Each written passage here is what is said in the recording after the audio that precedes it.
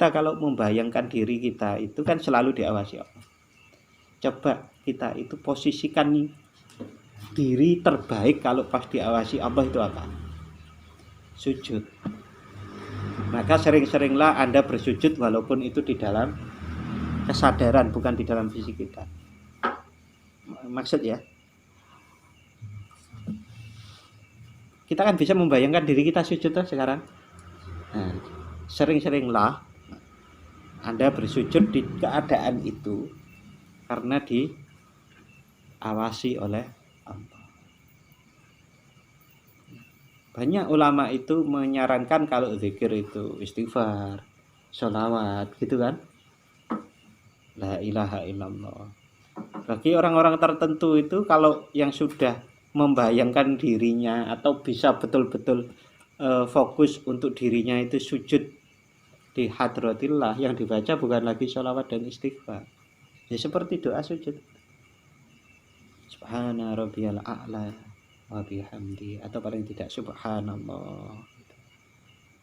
Itu menenteramkan. Tapi kalau memang dipaksa-paksa ya mungkin baru bayangan. Paham ya? Baru bayangan. Tapi belajar ya seperti itu. Tapi kalau memang sudah betul-betul nanti sampai itu ya enak. Enak itu apa? Enak itu membahagiakan. Walaupun bagi orang lain, wah kayak hidup kok susah ya. Tapi orang itu sendiri bahagia gitu. Enggak bahagia. Untuk pangeran itu sudah cukup. Mempunyai Allah itu sudah cukup. Orang-orang itu luar biasa.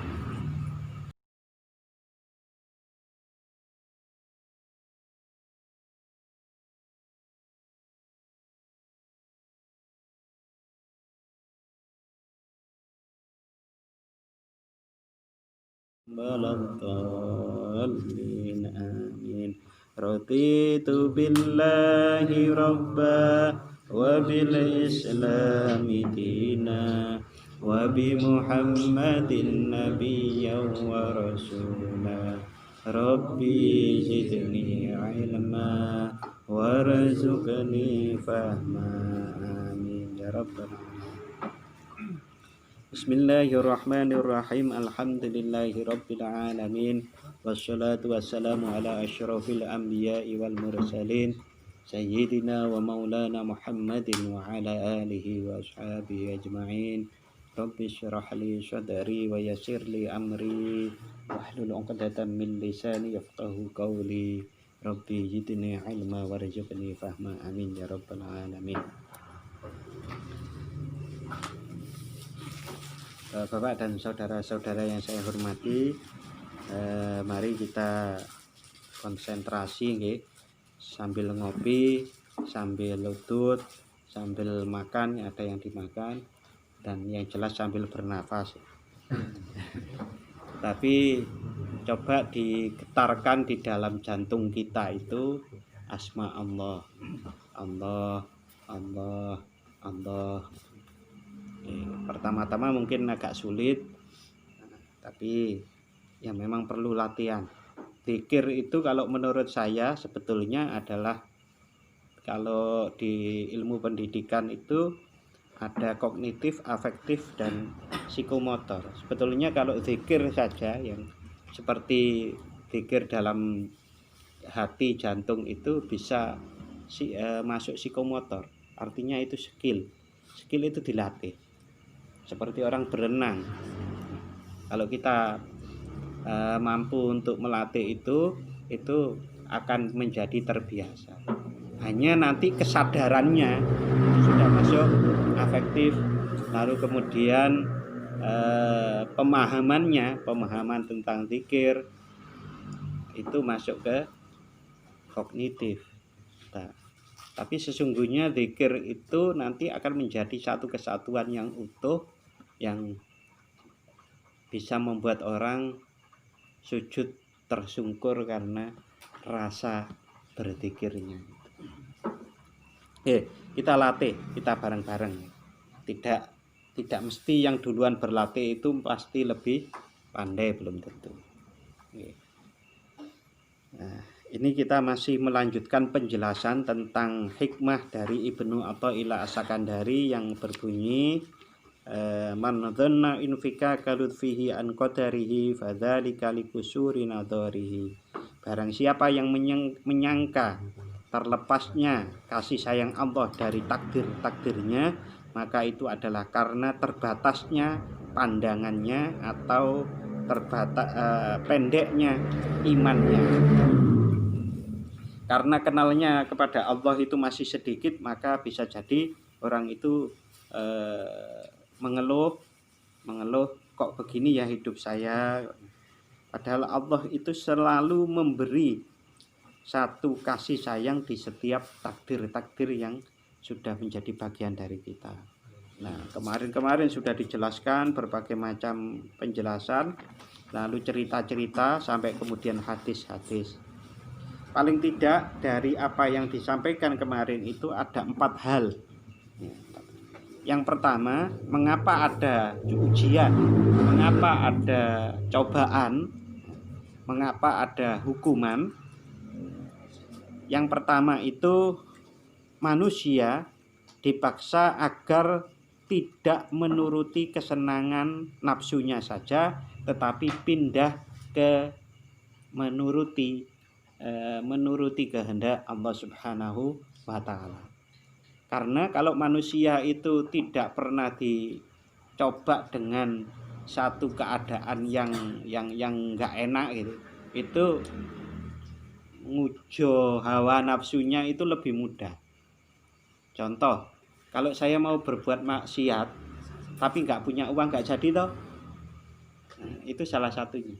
Kalau saya mau minum minuman keras tapi karena masuk angin, enggak jadi. Itu adalah salah satu hikmah daripada Allah itu memberi hukuman, memberi ujian, memberi cobaan dalam keadaan-keadaan yang tidak enak.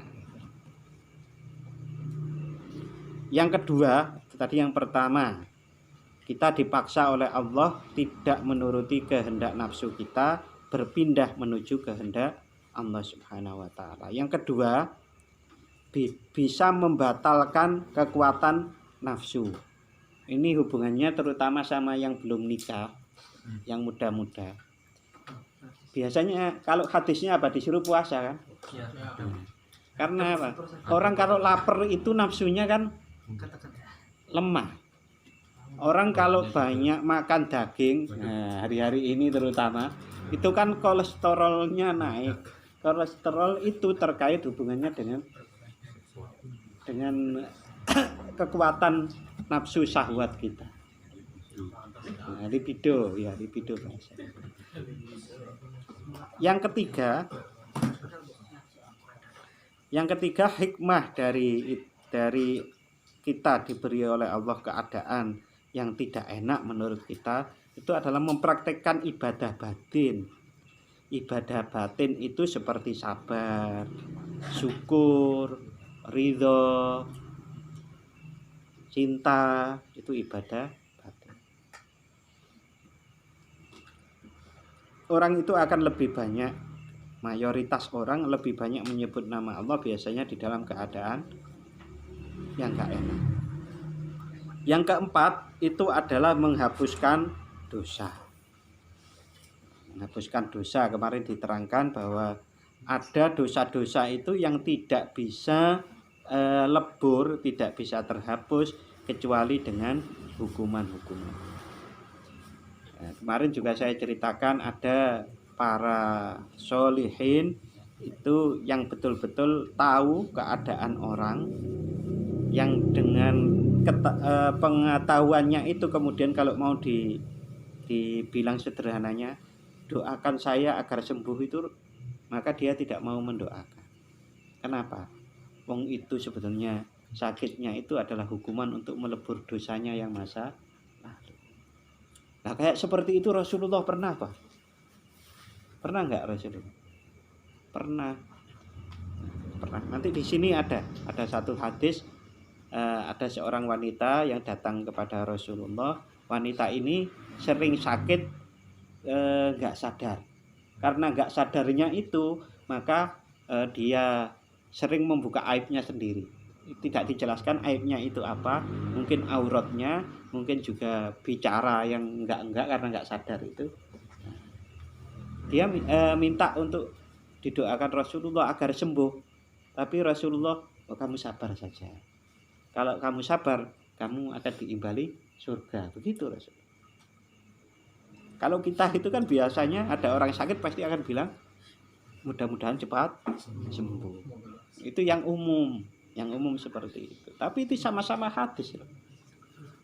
Artinya ada dua hadis yang itu menunjukkan bahwa tidak setiap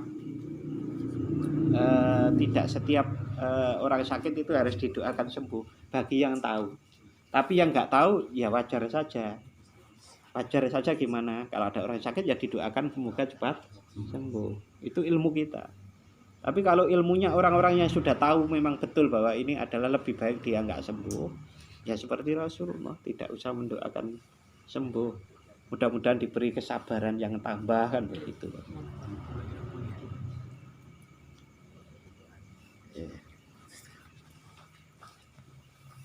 Kita lanjut ya. Tidak ada yang bawa kitab ya, saya baca aja. Bismillahirrahmanirrahim.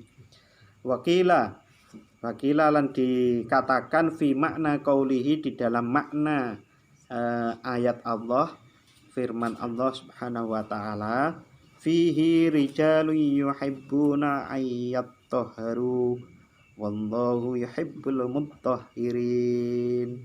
Ini ayat 108 surat At-Taubah. Lengkapnya, la takum fihi abadan, la masjidun ussisa alat taqwa min awwali yaumin ahaqqu an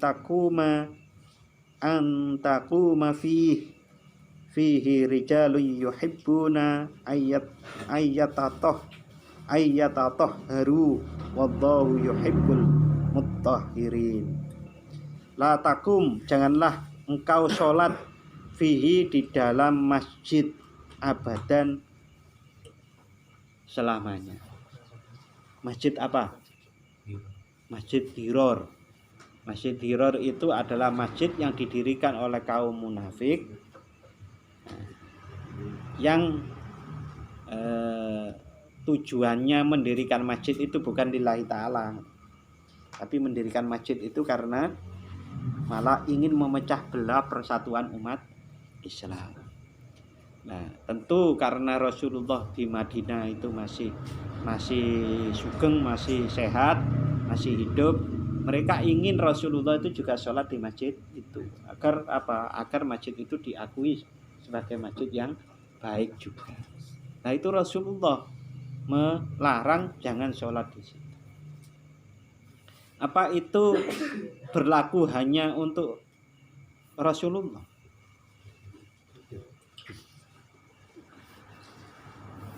Dilanjut ke itu ya berlaku juga bagi kita, tapi yang tahu sama seperti orang sakit tadi. Kalau ilmu kita itu tidak nyampe di sana, ya sudah sholat seperti biasa.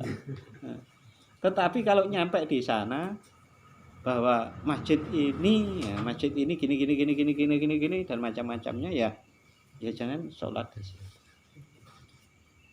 Pernah masuk sebuah masjid lalu Anda merasakan masjid itu sangat nyaman gitu, pernah toh? Ada juga masjid yang kalau kita masuki juga gersang toh. Gersang itu maksudnya rasanya nggak enak, itu ada. Nah, masjid yang diantaranya yang enak itu ya Masjid Nabawi itu. Nah, Masjid Nabawi itu rasanya menenteramkan. Berbeda dengan Masjidil Haram. Masjidil Haram itu yang menenteramkan dekat Ka'bahnya. Karena hiruk pikuknya sangat terasa. Entah sekarang ya. Entah kalau sekarang. Tapi walaupun hiruk pikuk seperti itu, kalau Masjid Madinah lebih adem.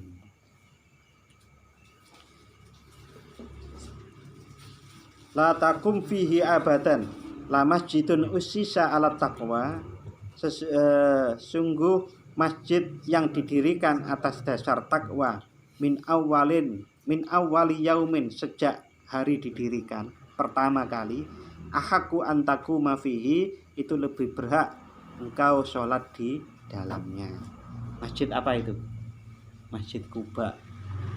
Rasulullah Shallallahu Alaihi Wasallam saat hijrah sebelum sampai Madinah, sampai di Kuba itu sudah mendirikan masjid. Nah, baru kemudian ke Madinah. Insya Allah seperti itu. Ingat saya, bisa dicek lah nanti. Ingat saya seperti itu. Nah, Masjid Kuba dengan Madinah itu tidak terlalu jauh. Biasanya kalau orang umroh, orang haji akan menyempatkan ke sana. Karena sholat 2 rakaat di Masjid Kuba itu nilainya sama dengan umroh. Luar biasa. Hal-hal seperti itu di luar nalar ya, di luar nalar, tetapi itu janji-janji yang diucapkan oleh Rasulullah pasti yang dari Allah Subhanahu wa ta'ala.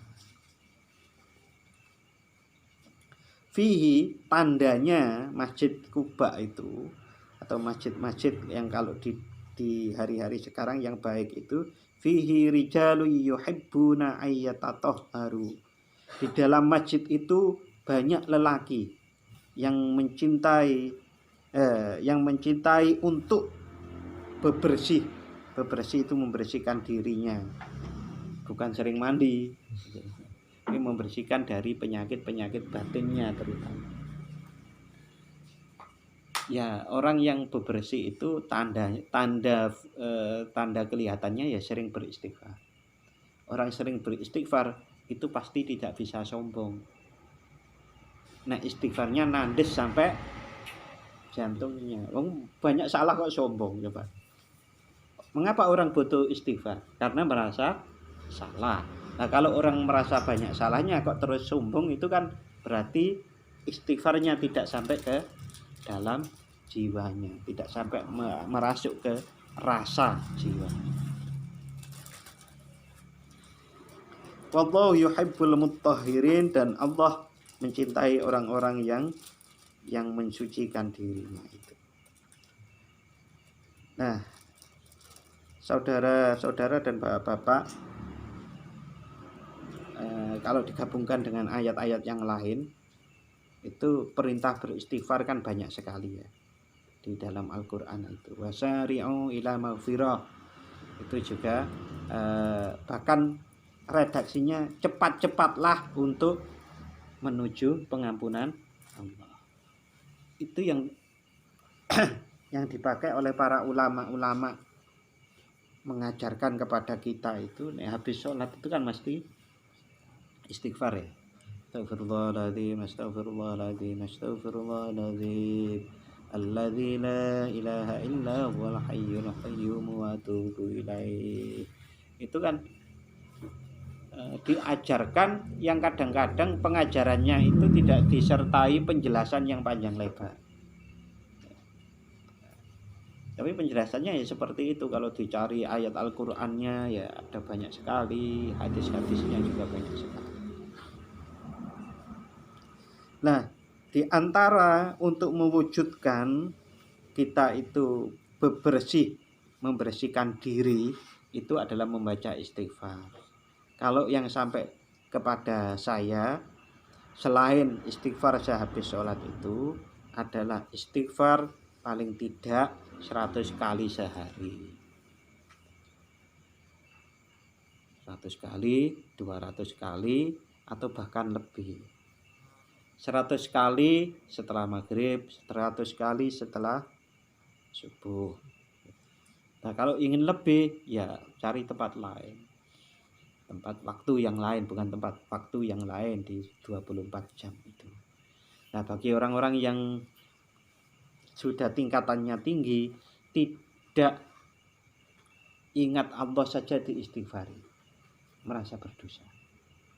Kalau kita itu kan melakukan sesuatu salah yang besar, baru kemudian istighfar gitu. Astagfirullahaladzim gitu. Habis lihat cewek itu, astagfirullahaladzim gitu. Umpamanya begitu. Nah, tapi kalau para orang-orang yang sudah tinggi itu sempat lupa untuk tidak berzikir saja, penyesalannya tinggi sekali. Dan wujudnya itu kemudian ya astagfirullah. Astagfirullah. Kita kalau membayangkan diri kita itu kan selalu diawasi Allah. Coba kita itu posisikan diri terbaik kalau pas diawasi Allah itu apa? Sujud. Maka sering-seringlah Anda bersujud walaupun itu di dalam kesadaran, bukan di dalam fisik kita. Maksud ya,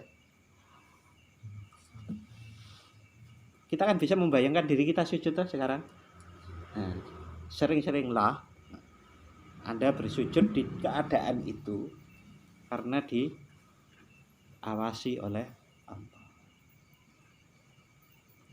Banyak ulama itu menyarankan kalau zikir itu istighfar, sholawat, gitu kan.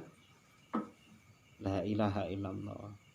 Bagi orang-orang tertentu itu kalau yang sudah membayangkan dirinya atau bisa betul-betul fokus untuk dirinya itu sujud di hadratillah, yang dibaca bukan lagi sholawat dan istighfar, ya seperti doa sujud, subhana rabbiyal a'la wa bihamdi, atau paling tidak subhanallah. Itu menenteramkan. Tapi kalau memang dipaksa-paksa ya mungkin baru bayangan, paham ya, baru bayangan. Tapi belajar ya seperti itu. Tapi kalau memang sudah betul-betul nanti sampai itu ya enak. Enak itu apa? Enak itu membahagiakan.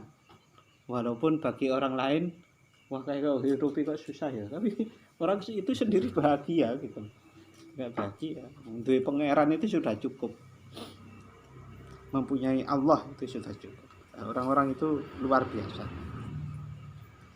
Ay minal asami, penjelasannya membersihkan diri minal asami dari dosa, wal dzunubi tegese dosa, bil huma dengan membersihkan diri dari dosa itu bil huma dengan sebab kena penyakit panas, wal amrodi dan sakit-sakit yang lain. Kama qala Rasulullah sallallahu alaihi wasallam, sebagaimana Rasulullah sallallahu alaihi wasallam bersabda, fima yurwi anhu lil huma, sebagaimana hadis yang diriwayatkan dari Nabi tentang penyakit panas. Idhabi ila ahlil Quba, wahai penyakit panas, ini dawuhnya Rasulullah sallallahu alaihi wasallam, idhabi, wahai penyakit huma, penyakit panas, pergilah ila ahlil Quba, ila ahli Quba, ke penduduk Quba. Kok ada cerita seperti itu?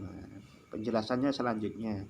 Waqad rawa, dan sungguh telah diriwayatkan fi ba'dil akhbari, di sebagian hadis, badalan min ahlil Quba. Badalan min ahlil Quba, maksudnya hadis ini untuk ada redaksi lain yang mengganti kalimat ahlil Quba, penduduk Quba, yaitu al-ansor. Kalau tadi itu idhabi ila ahlil Quba, berarti ini idhabi ila ahlil ansor. Wahai penyakit panas, pergilah ke kaum ansor. Fafihi, dan di dalam riwayat tentang penyakit panas ini, anan Nabiya sallallahu alaihi wasallam, sesungguhnya Nabi Muhammad sallallahu alaihi wasallam, ro'a yauman, suatu hari Rasulullah itu melihat syakhson aswada, seorang sosok yang hitam. Satu hari Rasulullah itu melihat ada sesosok hitam. Pernah dengar cerita bahwa ada ulama-ulama yang sudah berkomunikasi dengan corona? Belum. Ini ada contohnya dari Rasulullah. Rasulullah itu melihat sesosok yang hitam. Nah, siapa sosok hitam itu? Faqala man anti, wahai sosok yang hitam, siapa engkau? Faqalat Ummu Muldim, maka sosok itu menjawab, saya adalah mbahnya atau induknya panas. Induknya panas itu maksudnya ya induk panas. Akul lahma, yang dimana saya itu akan memakan daging. Kalau orang itu kena dia, maka dagingnya jadi melepuh atau mengecil, jadi kurus. Orang nek loro kan jadi kurus loh. Kecuali sakitnya itu adalah sakitnya orang lapar, maka jadi gemuk. Wa asyrabud dam, dan saya itu meminum darah. Wa hurri min fiji jahannam, dan panasku dari uapnya api neraka. Suratul huma, saya adalah gambaran. Itu tadi adalah gambaran dari penyakit panas. Jadi penyakit panas itu bisa menyebabkan hal-hal seperti tadi.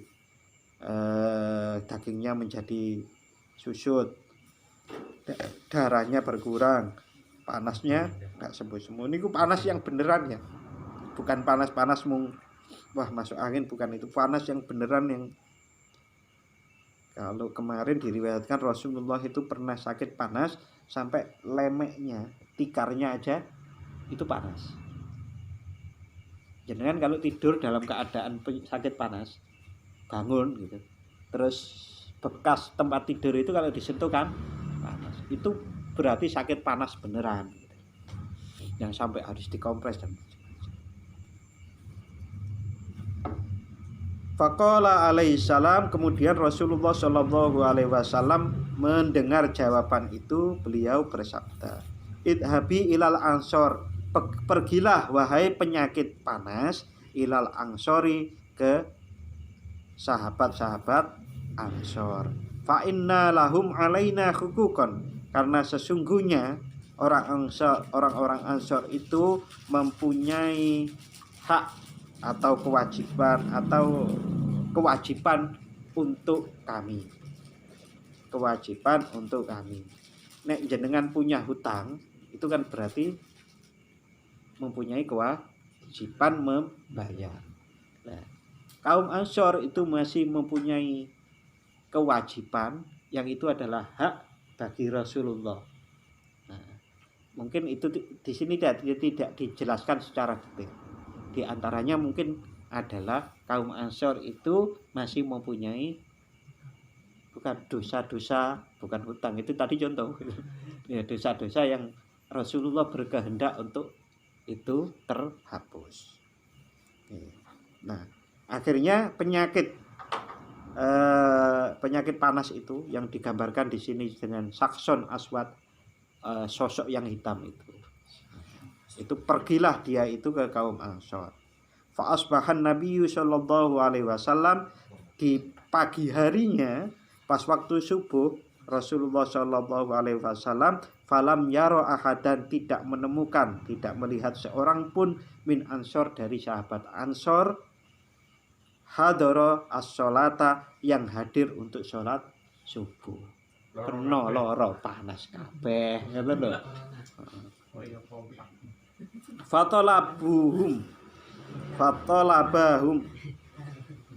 Fatolabahum. Nah, Rasulullah Shallallahu alaihi wasallam kok mengetahui itu tidak ada, kaum Ansor tidak ada, Rasulullah mencarinya. Fakila, ada jawaban, ada yang jawab di antara yang hadir sholat subuh itu menjawab, akhadathum al-huma, akhadat, mereka terambil, akhadathum al-huma, mereka kena penyakit panas. Faqala kumu bina na'uduhum, kemudian Rasulullah Shallallahu alaihi wasallam bersabda, kumu, berdirilah kalian, bina, bersama kami, na'uduhum, untuk menjenguk mereka. Faqala, sesudah sampai kepada kaum Ansor, Rasulullah dawuh,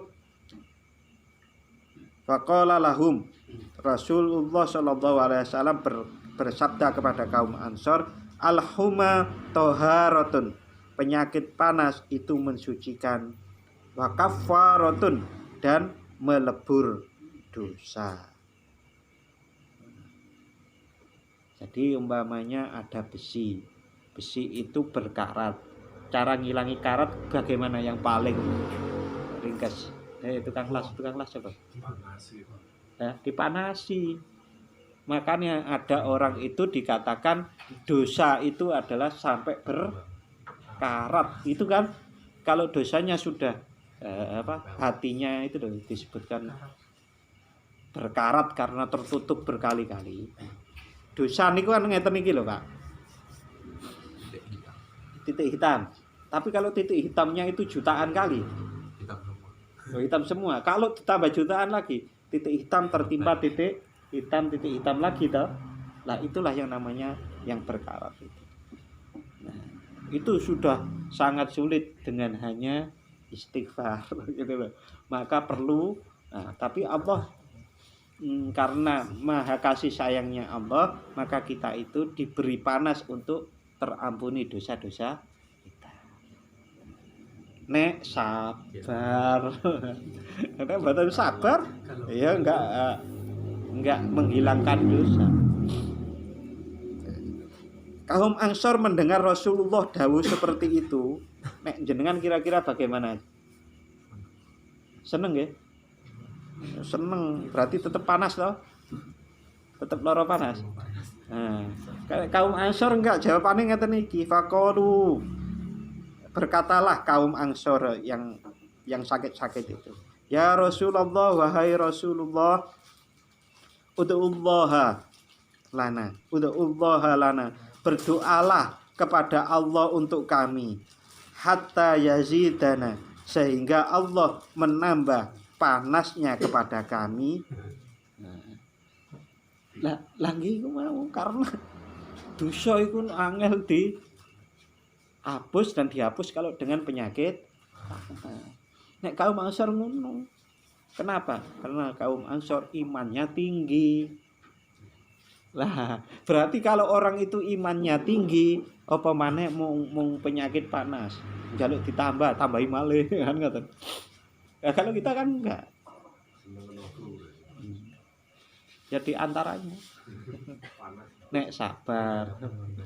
Nek gak sabar berarti itu adalah hukuman. Seperti kemarin dijelaskannya itu minggu kemarin. Tinggal kita sabar atau tidak. Kalau tidak sabar berarti itu hukuman atas apa? Hukuman atas kelalaian yang telah kita lakukan. Ya, bagi yang masih muda ya, memang pengalaman itu sangat berharga. Dan orang-orang tua ini biasanya itu penyesalannya banyak. Contoh yang paling real ya. Saya dulu itu menghafalkan alfiyah itu tidak sampai khatam. Itu menjadi penyesalan sekarang. Kok nggak khatam ya biar sewu. Padahal ujiannya juga alfiyah harus hafal ya. Lulus tapi nggak hafal. Gimana caranya? Berarti dapat syafaat. dapat toleransi ya meskipun tidak 1000 tetap diluluskan. Itu dulu ujian saya itu hafalan alfiyah 1000 bait itu. Tapi saya termasuk yang nggak hafal. Pokoknya sih nggak hafal, ayo nang buri gitu. Itu di panggung. Ujiannya di panggung. Satu kelas di panggung itu, sing hafal nang ngarep, sing nggak hafal nang buri kan niroke. Itu juga menjadi penyesalan. Termasuk kalau kita sudah tua seperti saya ya. Saya itu 45 ya, merasa tua. Nek nurut hitung-hitungan 45 tambah 45 90. Jarang tau wong umur 90. Ya kan? Berarti kan sudah lebih dari separuh gitu. Kalau logika dari jarang sekali umur 90. Itu memang sudah tua. Nah, itu banyak penyesalan, termasuk dosa-dosa yang saya lakukan masa lalu itu jadi penyesalan. Tapi yang ngono kadang-kadang nek sik enom iku dituturi karo wong tuwa ya angel. Ora ngrasake. Tapi nek sing tuwa itu memang ya wis menyesal. Susah lagi nek wis tuwa dituturi ora iso. Wah, ya susah lagi. Hatta yazidana minha, sampai Allah menambah penyakit panasnya kepada kami. Titik, itu hadisnya. Wa dzakara Muslim rahimahullahu ta'ala. Dan wa dzakara Muslim, dan Imam Muslim menyebutkan min hadis Jabir, dari hadis yang diriwayatkan dari sahabat Jabir radhiyallahu an, mudah-mudahan Allah meridhoi sahabat Jabir, anna Rasulullah sallallahu alaihi wasallam dakhala ala Ummi Sa'ib. Satu saat sesungguhnya Rasulullah bersilaturahim masuk ala Ummi Sa'ib, ke rumahnya Ummi Sa'ib, au Ummil Musayyab. Nah, ini sahabat Jabir ini ragu-ragu, ini masuknya ke rumahnya Ummi Sa'ib atau Ummi Musayyab.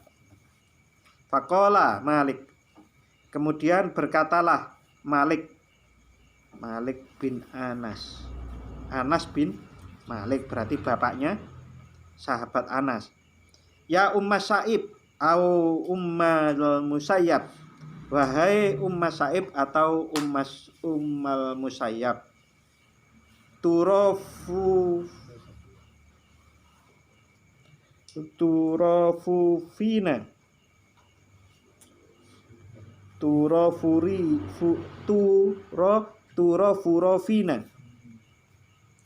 Itu maknanya niku kayak bahasa Jawa niku meringkel. Niku gemreges iku ya bahasa Jawa. Ya menggigil gitu. Qalat al-huma. Kenapa kok kayak gitu? Ummil Musayyab itu menjawab, al-huma, sebab penyakit panas. Lah, cuma kenapa kok kamu seperti itu? Karena penyakit panas. Kelanjutannya nih yang akan dibahas. La barakallahu fiha. Allah tidak memberikan berkah di penyakit panas ini. Rasulullah mendengar itu, faqala la tasubbi, wahai wahai Ummil Musayyab, la tasubbi, engkau jangan mencaci al-huma, ke penyakit panas. Fa innaha tudhibu khotoya, karena sesungguhnya penyakit panas itu menghilangkan kesalahan-kesalahan. Tudhibu khotoya Bani Adam, menghilangkan kesalahan-kesalahan anak turunnya Adam. Kama yudhibul kiru, kama yudhibul kiru, sebagaimana ubupan zaman dhisik itu orang itu ubupan ini. Ubupan ini. Pernah lihat film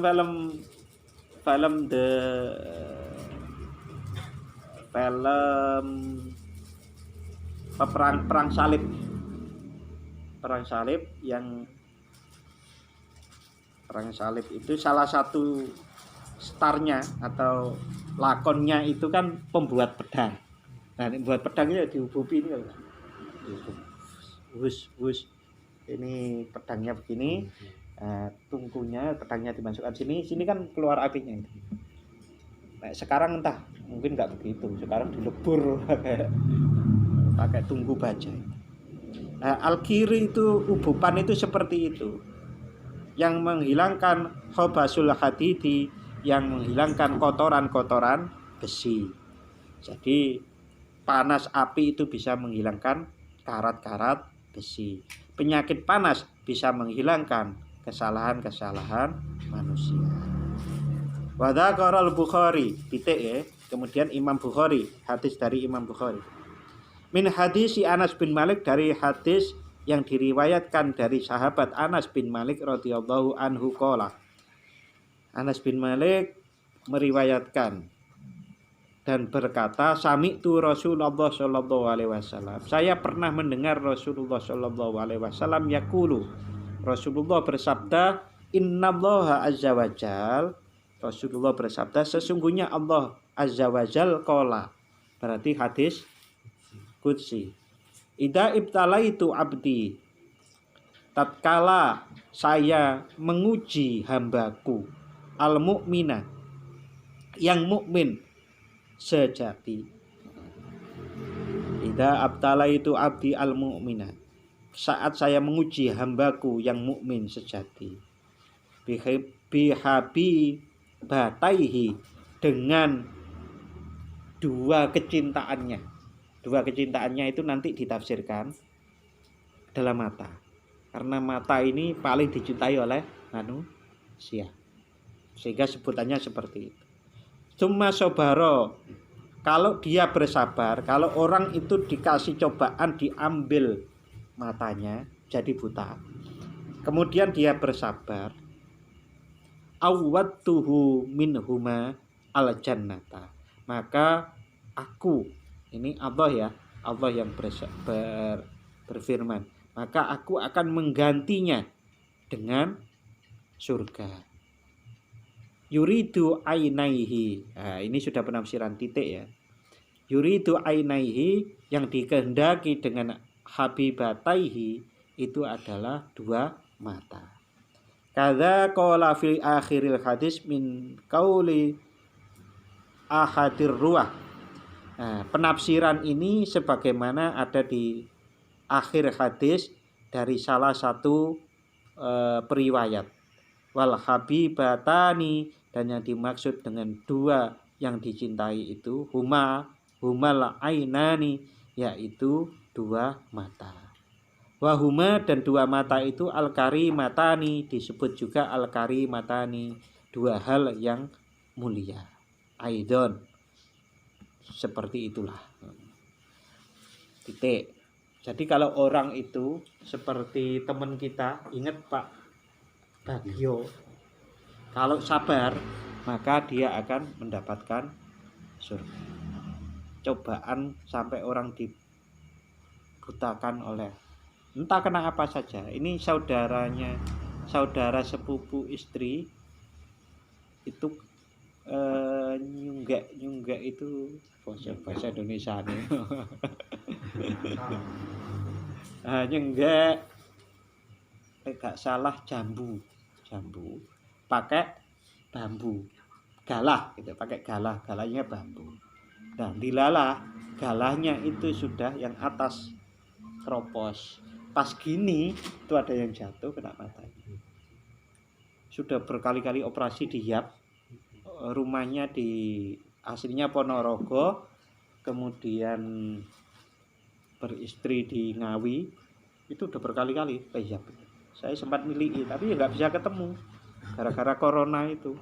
Wis pokoknya alasannya apa-apa corona. Sudah sampai sana tuh nggak bisa ketemu, itu nggak bisa. Ya akhirnya cuma di depan rumah sakit. Itu ya begitu. Berkali-kali dioperasi, yang ingin diambil adalah sebetulnya infeksinya. Itu sulit sekali katanya. Nah, itu kalau sampai buta berarti kan sudah separuh surga. Nah, nek KPKP itu nek sabar. Ya, mudah-mudahan mereka itu yang diberi cobaan seperti itu, dan kita juga diberi kesabaran oleh Allah Subhanahu wa taala. Amin ya rabbal alamin. Warawa an Anasin, dan diriwayatkan dari sahabat Anas Ibnu Malik wa Abi Dzilal, dan Abi Dzilal radhiyallahu anhuma, mudah-mudahan Allah meridhai Anas bin Malik dan Abi Dzilal. Karena keduanya fi baiti Sabitin, di rumahnya Sabit al-Bannani, di rumahnya orang yang namanya Sabit al-Bannani. Faqala Anas, kemudian saat di rumah itu Anas bin Malik itu berkata kepada Abi Dzilal, ya Aba Dzilalin, wahai Abu Dzilal, mata fakitta basyaraka, sejak kapan penglihatanmu itu hilang? Qala wa ana sobiyun, maka Abu Dzilal menjawab, sejak saya masih kecil, la aqilu, sebelum mengerti apa-apa. Faqala ala uhaddisuka hadisan. Anas bin Malik mendengar Abu Dzilal mengatakan bahwa saya buta itu sejak kecil sebelum saya mengerti apa-apa. Kemudian Anas bin Malik mau menyampaikan hadis. Ala suka hadisan. Apakah engkau ingin mendengarkan sebuah hadis? Haddasanihi, yang menyampaikan kepadaku hadis tersebut habibi, kekasihku Rasulullah Shallallahu Alaihi Wasallam, yaitu Rasulullah Shallallahu Alaihi Wasallam. Yurwihi, yang mana Rasulullah itu meriwayatkan an Jibril, dari malaikat Jibril. Wa yurwihi Jibril an Rabbihi, dan malaikat Jibril meriwayatkan dari Allah Subhanahu wa taala. Qala ya Jibril, ini dawuhnya Allah, ya Jibril, wahai Jibril, ma jazaa'u man sallabtu karimataihi. Tidak ada balasan bagi orang yang saya ambil kedua matanya. Qala subhanaka la ilma lana. Oh, maaf.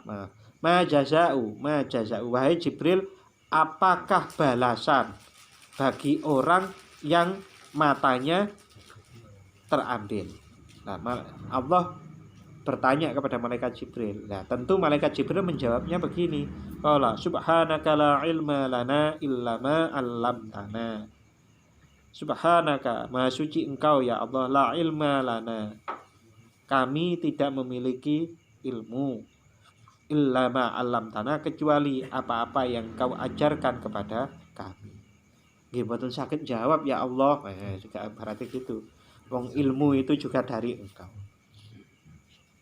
Qala, kemudian Allah berfirman, jazaa'uhu al-khulud fid dari. Pembalasan atau balasan pahala buat mereka itu yang dua matanya diambil buta itu adalah al-khulud, langgeng abadi, fidari, di rumahku, wan nadru ila wajhi, dan memandang ke wajahku nanti kalau sudah di surga.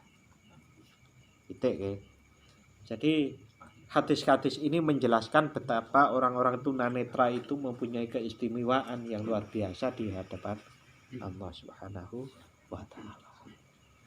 Nah, ya tinggal itu tadi, sabar. Oke, untuk malam hari ini kita cukupkan sampai di sini dulu.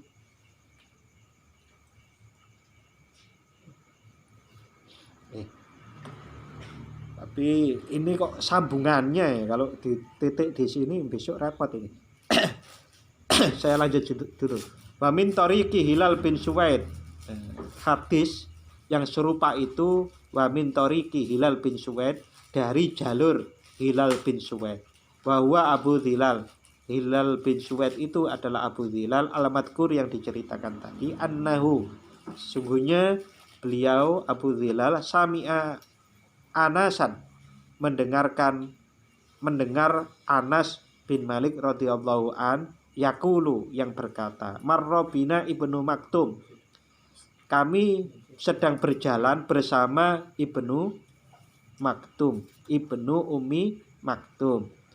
Ibnu Ummi Maktum itu adalah yang menjadi asbabun nuzul surat Abasa. Ingat enggak?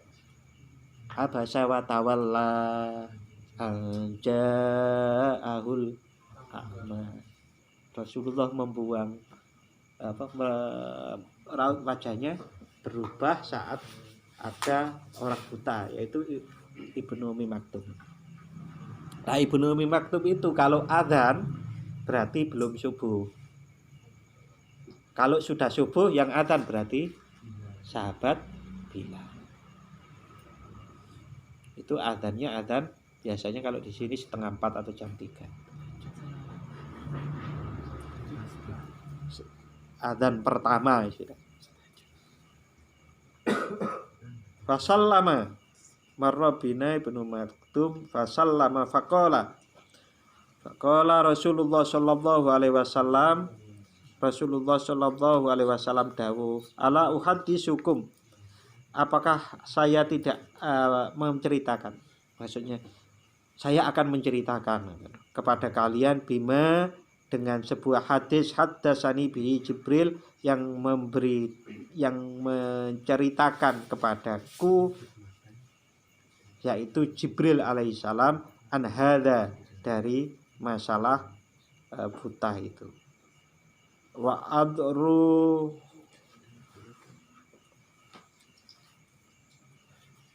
wa adarra bihi alladzina dhahabat absarahum. Oh, maksudnya begini.